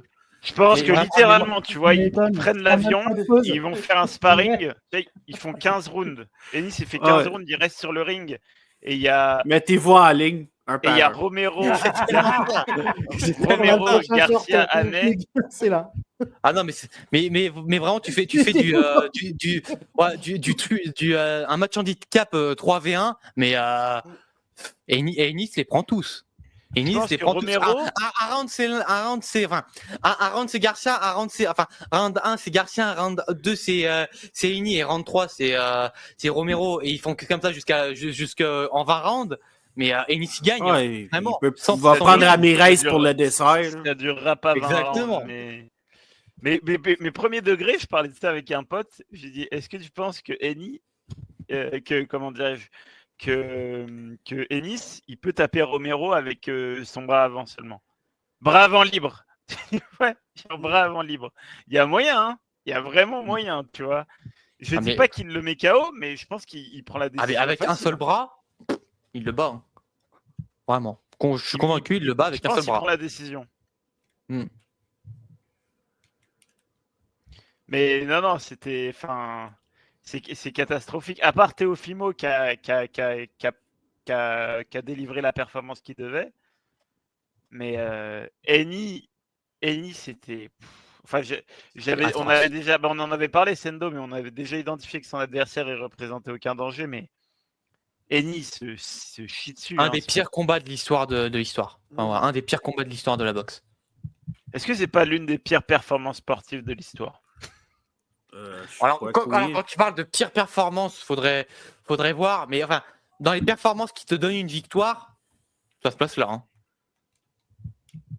Et dans les combats les plus soporifiques de l'histoire de la boxe, ça se place vraiment, vraiment là. Après, c'était un combat de retour après une grosse défaite, quoi. Donc, Eni, il a quand même cette excuse-là, tu vois, même si on sait très bien que il va pas se transformer en, comment dirais-je, en... Oui, mais ils ont mis l'adversaire pour aussi, là. Je veux dire, Ramirez, il est fini. C'est un pressure fighter qui met pas de pression. Pour moi... C'est un peu ça. Et quand tu mets de la pression, il la met n'importe comment. Déplacement, mais c'est... Quand il essaie de mettre la pression, mais c'est déplacement, mais c'est une catastrophe. Une catastrophe. Enfin, oh là là. Non, franchement, belle soirée de merde. Hein. Voilà, bon, encore une fois, les 6 premiers rounds du Lopez Barbosa valent le coup. Franchement, c'est intéressant. Lopez est magnifique à voir. Mais sinon, le jeune japonais aussi, Tsutsumi, qui était intéressant à voir. Ça vaut le coup d'œil. Ça vaut le coup d'œil. Reito Tsutsumi, ouais, pas mal. Prometteur.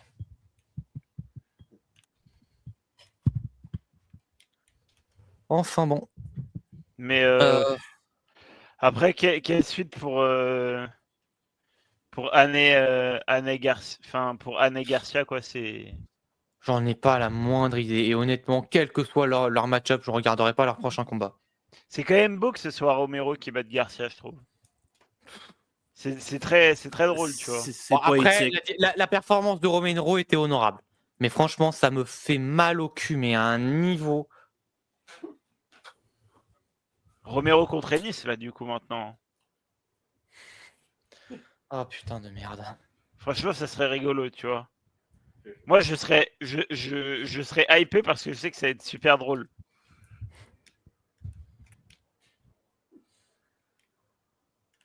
Hmm. Ça serait pas drôle pour la santé de Romero. Hmm. Bon, les coups à la tête, il en a déjà pris, il en prendra d'autres. Hein. Autant qu'ils prennent de l'argent pour ça, tu vois. Alors, je sais plus dans le chat qui avait fait cette vanne, mais on peut, enfin, pas la peine de s'inquiéter pour Romero, il perdra pas il perdra pas de neurones. Voilà, grosso merdo, c'était ça la phrase.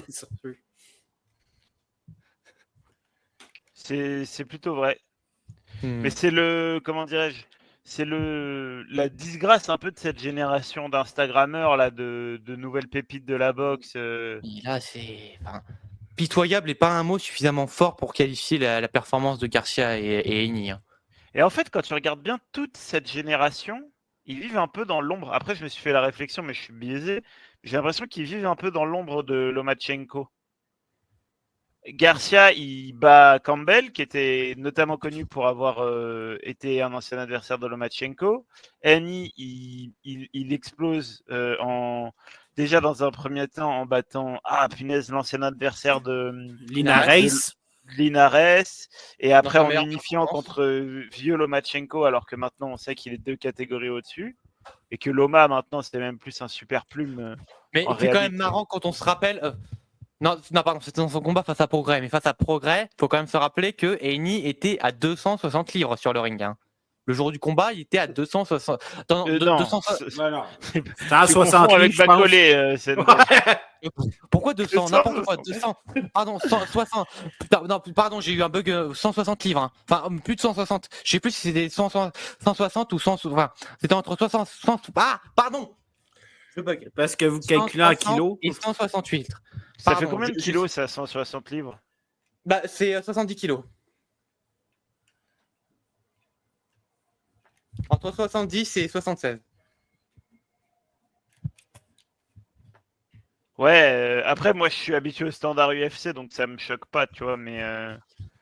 Ouais, mais je pense que le standard était à peu près pareil face à Lomachenko. Lomachenko, c'est enfin, à 135, c'est un vrai 135. Ouais, Enfin, il le dépasse mec, pas 63, 64 kilos, Loma, je pense. non, il fait pas. Enfin, le jour du combat, s'il est à 140 livres, c'est déjà beaucoup pour ses standards. Donc, Clairement. voilà. Et Eni, malgré un travail au corps plutôt intéressant, il faisait pas mal à Lomachenko. Hein. Même avec les c'était même plus l'inverse. Il a jamais fait mal. Ouais. C'était plus Tous l'inverse. ces gars-là, c'est des white bullies. Là. On les voit, ils sont rendus en welter. Ils font plus rien. C'était tout bon en poids léger. Ils vont rien faire en welter. Hein. Ben, jamais. Rien du tout. Jamais de la vie. Et Eni, mais franchement. Juste un gars comme Alex Rocha, là, il l'aurait allongé, Annie. Et oui. Et c'est pourtant, pas le meilleur il est pas des brillant, hein. C'est pas un génie. Mais franchement, tu regardes le top 10 de la division, tu prends Chukadjian, tu prends Polanco, tu prends Curiel, tu prends Rocha, tu prends Sasaki, tu prends Jasov, tu prends Satilan, tu prends. Enfin. Voilà, franchement, même Barrios, il te flingue Eni. Hein. J'en suis convaincu, même Barrios. Et Sissoko? Ouais, même Sissoko. Hein. Après, Barrios, je sais pas, il est. Il peut lui mettre sa danse, tu vois, je sais pas. Il est pas assez dangereux, je pense, pour faire peur à Eni, Barrios. Pas vraiment dangereux pour faire peur à Eni. Hein. Bref, Ramirez, il était pas dangereux et pourtant Amy, il se faisait dessus. Donc,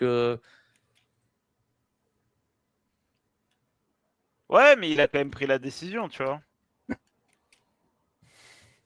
voilà, enfin, après, Ça passe à l'UFC? Comment ça se passe? rapidement. Enfin, moi, tout ce que j'ai regardé, c'est mon, T'as vu quoi? moi, mon petit goûter, mon petit plaisir. Bonica Ouais. qui se prend un magnifique KO au corps. C'est ouf, hein? Sur un Fight Night à la con, alors que le gars, ses premiers combats à l'UFC, c'était UFC 285 et UFC 290. Là, il est sur un Fight Night à la con. Bon, devant un public, c'est déjà ça. Mais sur un Fight Night que moi, j'avais oublié qu'il y avait ce Fight Night hier soir, Pareil. il se prend un KO au corps. Bon, après, t'es face à The Reader. The Reader, c'est pas n'importe qui, certes. Mais moi, c'est mon petit plaisir. Hein. Moi, déjà que Bonical, moi, il m'agaçait au plus haut point. Ah, mais alors là...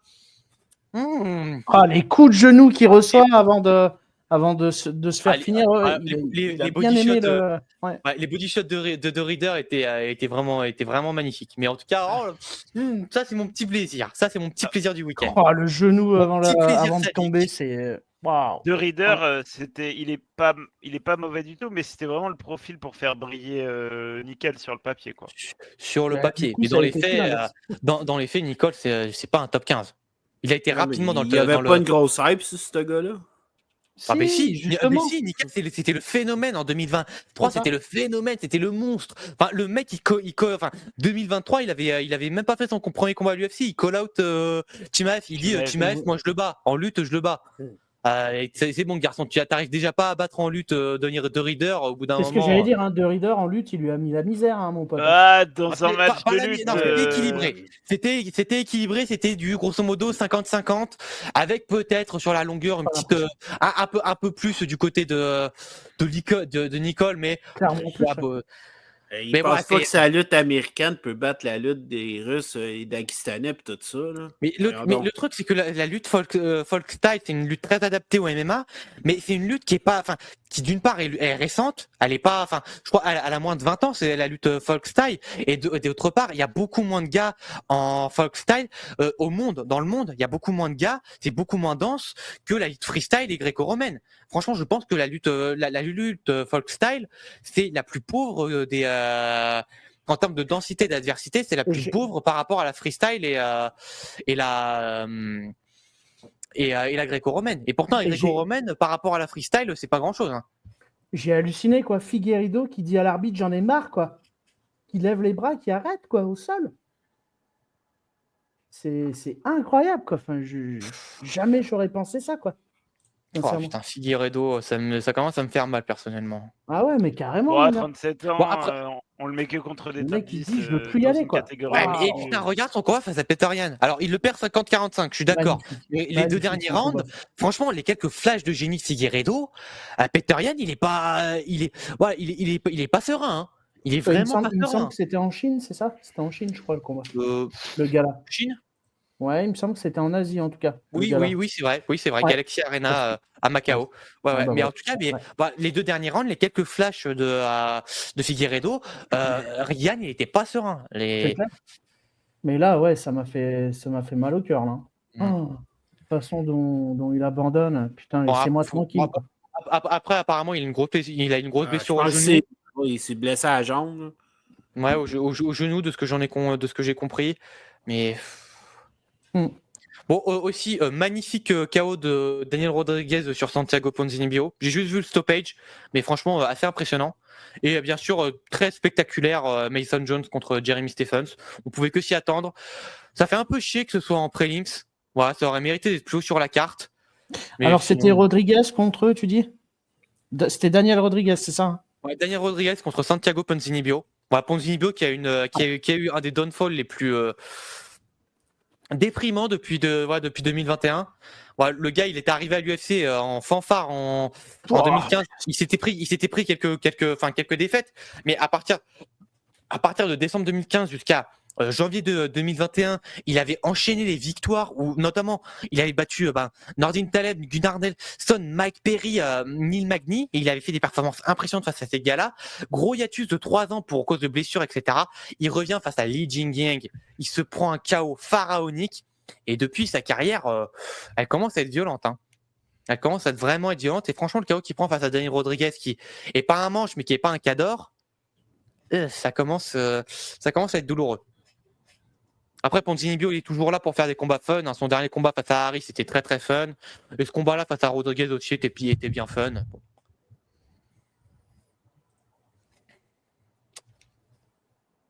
Enfin, bon. Ouais. Donc voilà, je sais pas si vous avez un autre sujet qui vous intéresserait, les amis. Moi, je suis en train de dire s'il y a pas Qu'est-ce une qu'on deux a comme actualités. actualité à venir? Justement, c'est ça. Ah, bah, il y a Hollywood le week-end prochain. Ouais, putain, j'ai été con, j'avais oublié qu'il y avait ce combat-là. Donc j'ai C'est oublié dans- de faire ma preview. C'est dans la nuit de vendredi à samedi ou de samedi à dimanche? Samedi à dimanche, normalement. Ok, donc je rentre du KSW, je me mets directement sur Wood. Je vous le dis, les mecs. Parce que c'est le week-end prochain, hein, le KSW. Ouais. Ouais. Donc, Et voilà, et bah juste pour une fois, je referai un live Côte de Paris la semaine prochaine pour parler un peu de tout parce qu'il y a vraiment beaucoup d'actualités. Voilà, l'UFC 315, Leywood, dont j'ai complètement oublié de parler. Enfin voilà, il y a plein de trucs qui sont super intéressants. Je pense même que du côté des States, il y a un ou deux trucs qui valent un peu le coup. Mais voilà, mais pour le coup, ce sera pas vendredi, ce sera mercredi, 19h30 normalement 19h30, ça devrait être ça. Un gros live Côte de Paris. d'accord. Ok. Donc On va voir. donc voilà. Ok. Il y Voilà, a un et- UFC Ouais, l'UFC 315, Mohamed Ah, Jackal c'est vrai. Medellania, Ah, bah d'ailleurs, il y a. contre Fioro, putain, Oh, comment il putain, s'appelle, je- Alvarez qui s'est blessé, qui vient de se blesser, littéralement, ça a été annoncé cette semaine. Ouais, il cherche un remplaçant de dernière minute pour BSD. C'est pas rassurant, on va dire. Apparemment, ça serait en tête de liste. Attends, bouge pas, qu'est-ce qu'on m'a dit? Ça serait plutôt Rufi. Non, Ruffy, il veut pas remplacer, hein. Ruffy, il veut reprogrammer un fight avec BSD. Ruffy, il dit qu'il a dit il y a quelques heures, mais qu'il serait chaud. Hein. Je crois que c'était sur Twitter qu'il Ouais. avait dit. Il avait dit qu'il pourrait être chaud. Non, pas pour le short notice à l'UFC 315, mais le mettre en main event sur un fight night d'ici quelques semaines, il serait chaud. Ouais, c'est ce que j'ai dit, ouais. Mais il veut pas prendre BSD en short notice, ouais. Ah oui, pardon, je t'ai pas écouté. Donc, Et il pourrait prendre Jourdain en short notice. Hein. Jourdain, il est en bantam. Non, il est en feather maintenant. Non, il est en bantam. Il est descendu il est descendu de feather à bantam. Ah ouais? mettez-vous d'accord, les mecs. Oui. Ah non, ça je vous le garantis. Charles Jourdain, il est même plus en featherweight. Son dernier combat, c'était en bantam. Tac. Charles Jourdain. Poids Ouais, plume. dernier combat face à Victor Henry en bantam. Ah punaise. Ah ouais, bantam, exact. Il a fait le plus gros de sa carrière en feather et franchement sa carrière en feather elle a quand même de la gueule au global. Tu vois son adversité, il a battu Doo Choi, il a perdu contre André Fili, Julian Erosa, il a battu Lando Venata, il a perdu contre Shane Burgos, Nathaniel Wood, il a gagné contre Gracie, voilà, il a contre il a gagné contre Gracie, il a perdu face à Sean Woodson, il a perdu face à Jean Silva. Franchement, ouais, Alors, sa carrière en feather, elle a de la gueule. Hein. vous êtes prêts pour une grosse annonce? Vas-y. Le président de la WBC a annoncé que Mario Barrios défendrait son titre des poids welter contre The Manny Pacquiao en juillet. Qui disait tout se faire enculer. Exactement, j'ai pensé exactement la même chose quand j'y ai vu il y a 2 minutes. Mais bon, c'est une déclaration de Suleiman. Ouais. Bon, espérons que ça change entre-temps. Hein. Voilà. Voilà, parce que voilà, les retours de Pacquiao, littéralement, depuis qu'il a pris sa retraite en 2021, on fait que d'en parler. Hein. Ouais, mais ça n'arrivera pas. C'est sans intérêt. Là. Il est rendu à quoi? 46, 47? 45, je crois. Je crois qu'il va sur ses 45. Ah non, ouais, il doit être sur les 46 maintenant, c'est vrai. Attends, je vais aller revoir. Manny Pacquiao, 46. 46, il est de décembre, donc en gros, cette fin d'année, il a 47 ans. Ouais, bon. Exact.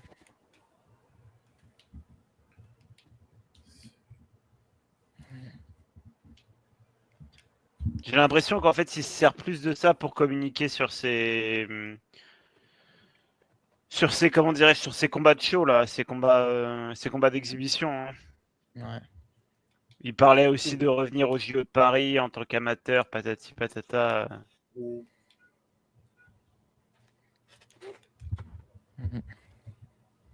Honnêtement, bah si ça se fait, ce serait en sous-carte d'un combat de Jake Paul ou je sais pas quoi, mais c'est assez grotesque quoi. Ah, je viens d'apprendre. Ouais, vas-y, Gab. Ouais, je veux dire, Turquie va organiser une soirée d'anciens, là, puis ça va être tous des anciens boxeurs qui vont faire des exhibitions. Ah, bah, ils vont Connerie faire de même. ils vont faire le Tyson Holyfield numéro 3 à ce moment-là, je pense. C'est clair? Genre, hein. Ouais, donc. Alors, je sais pas si c'est une bonne nouvelle ou pas.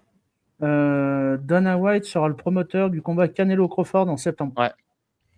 Ah ouais, première organisation de l'organisation TKO et ça en sera boxe anglaise. sur quoi? Sur DAZN du coup? Je pense. J'ai matière à penser que oui. Après, peut-être que les relations.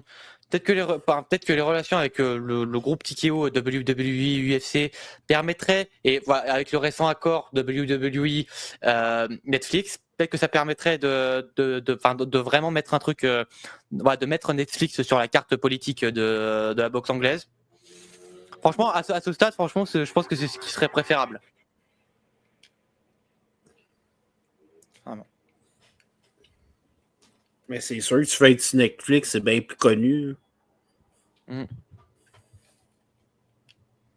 Mais ouais, je pense qu'il y aurait tout intérêt pour Turquie de faire rentrer Netflix dans la danse de la boxe anglaise.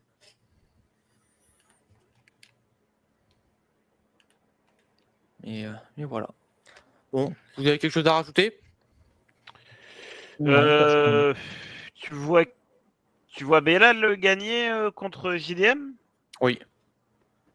J'exclus pas une Largement. victoire de JDM, mais ouais, enfin, pour moi, c'est du 70-30 en faveur de Muhammad. Et Aldo, tu crois en sa victoire ou pas? Je suis pas objectif parce que Aldo, c'est mon combattant favori all-time en MMA. À la fois, j'ai envie de te dire oui, mais je suis pas serein, on va dire. Ouais, je suis vraiment, vraiment pas serein, on va dire. Parce que malgré tout, Pardon. Grosso, Natalia Silva, je vois une grosse performance.